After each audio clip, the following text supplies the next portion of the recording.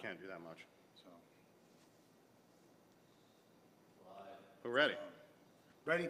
Good morning, everybody. We're coming to you live right here from inside the main build facility at Bubba's Exotic Motorsports. I'm Tom. We all know the ladies' man right here. He's catching some Z's after a long night at the party at the Master's house. What was it? Saturday night, Bub? Saturday night. How was that party, man? It was good, man. It was Christmas party, had to go in full effect, of course.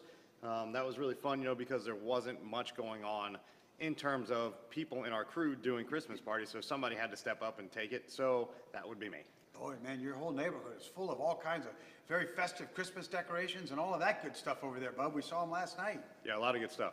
This episode is brought to you by Bubba's Exotic Motorsports. That's Bubba'sExoticMotorsports.com. Please visit us for all of our online apparel and 19,000 parts, Bub. Nitto Tire, American Racing, Watson Racing, Bubba. I mean, just so much going on, man. Dude, yeah, the website, if you guys have not seen it, Bubba'sExoticMotorsports.com. That thing is literally getting updated daily with some of the sickest new products available to the industry in terms of the car world, truck world, bike world, wheels, tires, suspension, exhaust systems, roll cages, upholstery, custom powder coating, even in-stock items that we need to do in custom colors, maybe a color match for your car, can get done right through that site. Beautifully done. Miss Outlaw Boutique, MS Outlaw Boutique. All the great boutique outlaw fashions and apparels are happening up there, Bub. 1200 Town Center Drive, Suite 108, 561-660-6695. Looks really, really good out there, Bub. They are doing, Robin and Layla are killing it out there. Yeah. Cars and Coffee of Palm Beach, the Guinness World Record holding Cars and Coffee event in Palm Beach International Raceway, home of Bubba's Exotic Motorsports, Bub. Killer show on Saturday. It was over there, Bub. I was just trying to figure out who's, did you hear somebody's phone just sitting here playing? Yep. Killer show in here on Saturday, Bub. The #1 rated internationally syndicated motorsports podcast, doing it Bubba style. We were joined by the boys from the former 405 Street Outlaws crew. Just had a great conversation with them, talking to them, and Paul Sr. from Orange County Choppers. That's right. We had a lot of fun with it, man. It was really good, man. That was an hour-long show we did Saturday, so we had a lot of fun doing that. A lot of great call-ins, man. A lot of cool behind-the-scenes stuff with Paul Sr.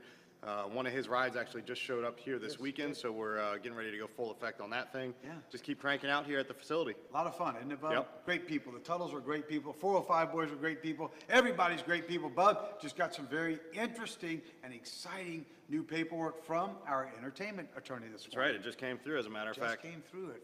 Very exciting stuff. So we'll be making some announcements very soon, won't we, Bub? That's going to be pretty good. Bub, let's talk a little bit about this 79 Trans Am. This is an original owner car. This car was purchased by a gentleman that bought it brand new in Coral Springs, Florida. It sat in its garage. He didn't even take it out, Bub, of the garage on a cloudy day.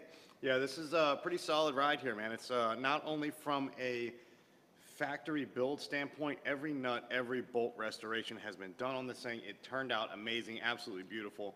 But there, of course, is always those small things that you just have to do your final quality controls whenever you do any sort of big build. This one, not done at our facility, but very, very fresh. It just came into us from a lot of little minor problems here and there that, you know, were going on with the car, right? So we're going through it. This client actually had one complaint about howling on his rear brakes. So a lot of people think about that like, okay, maybe there's like oil on the brake pads, maybe there's something going on with it, but everything felt beautiful. The brakes responded great. There was no air in the lines. I mean, everything was just perfect. You didn't have to pump the pedal up at all. The pedal wasn't falling off, so it wasn't like a hydraulic pressure-related issue that was going on here. It had to be something else. Well, on this series, this is a second generation Camaro Firebird, Trans Am, any of those. Whenever you did these disc brake conversions on here, GM used a different style rear caliper. This was a single disc, or a single piston caliper on this disc brake setup. And on the inside of it, that was something that was super tricky to deal with, right? So these things weren't just your traditional, what most people think in terms of disc brake calipers, where you use like a caliper compressor. You can use either, you know, one that spins in, you can use a hand pump style one that compresses a piston in. Some people do a big pair of channel locks just to close those in. An example of changing brake pads, something like that.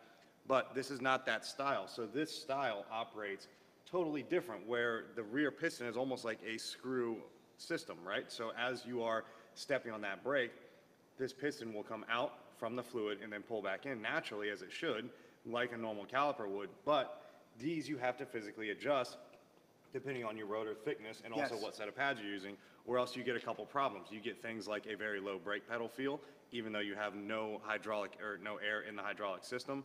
So you'll get sometimes a low brake pedal, you'll get howling from the rear end, and a lot of people kind of think that that is from something else. It's not. It is from improperly installing this rear caliper. When you have to physically go through, set these things on the inside of this piston itself, there's a bunch of little notches that you can turn this piston, that you can literally turn the piston almost like a bolt, like you're loosening a bolt, and it will bring the piston out to take up play between the face of the pad itself Yes, and and the face of the rotor.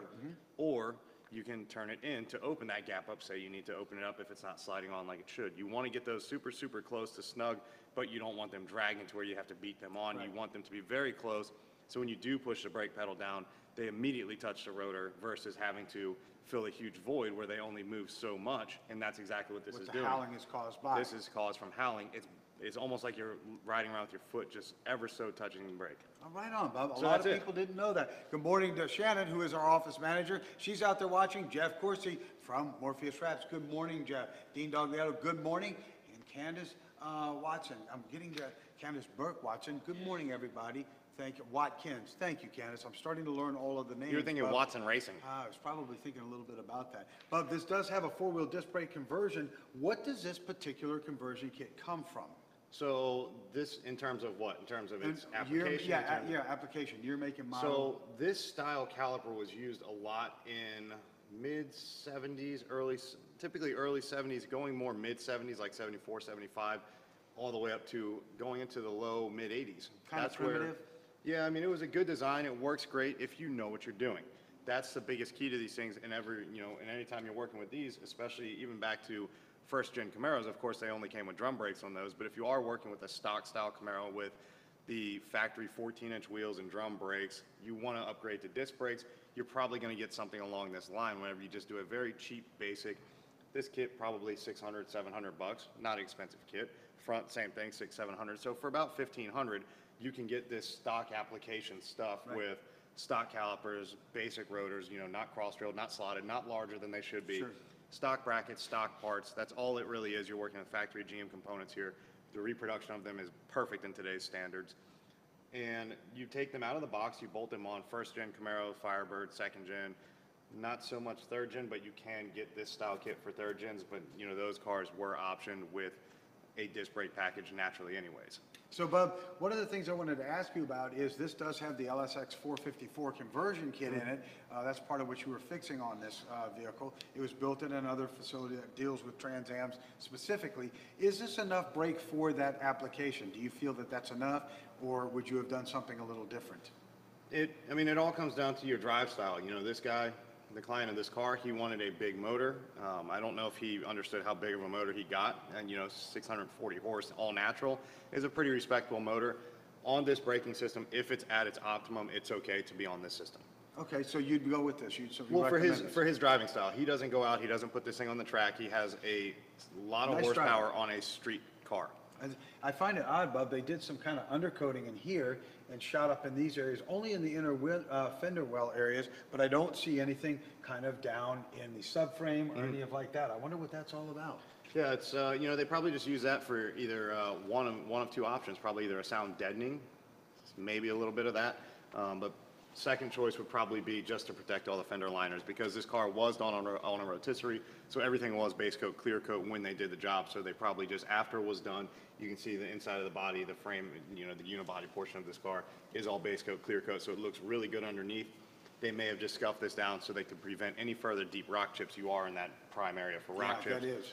Even though he's not going to be taking this thing off-road, maybe like the Bandit did himself, Yeah, but abandoned himself, that's just good. an added layer of protection. Good morning to Paul Deeper out there. We appreciate him joining us as well. Bob, I'm sorry we came to you late. We were working on some contractual things there, and time got away from us, as it often can, Bob. Yep. It does that sometimes, man. Yep. So this brake system is good for you, Bob? They've got the stock GM front brakes, stock GM front setup up And front? this car, it's possible too. I mean, this car, this era 79, this would have been factory disc brake anyways. So this may have just been an even cheaper, easier upgrade, not so much cheap in quality, but cheap in it already had front disc brakes on it, so this client could have gone out, this restoration house could have gone out and just purchased factory 79 Trans Am rotors, inner and outer wheel bearings, inner seals, calipers, hoses. They could have bought all that stock and then just bought a factory reproduction rear disc brake kit for this car. So it would have been even cheaper. So Bub, the Y84 cars did come with factory rear brakes on them. That's right. And the WS6 package also. Got it, man. Good morning to Brian Luftwaffe out there. He says, good morning, beautiful people. I appreciate it. Good morning, Brian. How are you, my good friend? I'm glad you're joining us. Say good morning, good morning, good morning. So, Bub, basically what they did is they just did a four-wheel disc brake conversion on this car using pretty much OEM components and parts, correct? Yeah, and it's, you know, it's nice because in today's world, you can not only get stock application pieces like this for whatever it is you're trying to build. This one is more on that nut and bolt restoration side.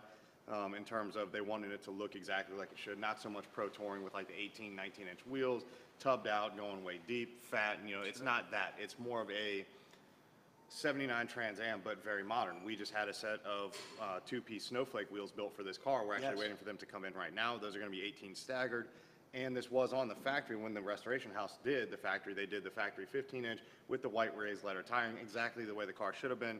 We're just going to bump it up to that next level just because it does have so much raw horsepower. We are going to plant this thing down a little bit better on some Nitto tires, rocking a set of 18 staggered. Right on, so it's going to look a little bit better, sit a little bit lower, and just be a little bit more of that Resto-Mod style. A little more of a modern appearance, if you will. Right, but still very vintage, and it's everything you look at is going to look exactly like it should. Even though it's got an LSX 454, it was all painted Pontiac blue, so it does look exactly like it should.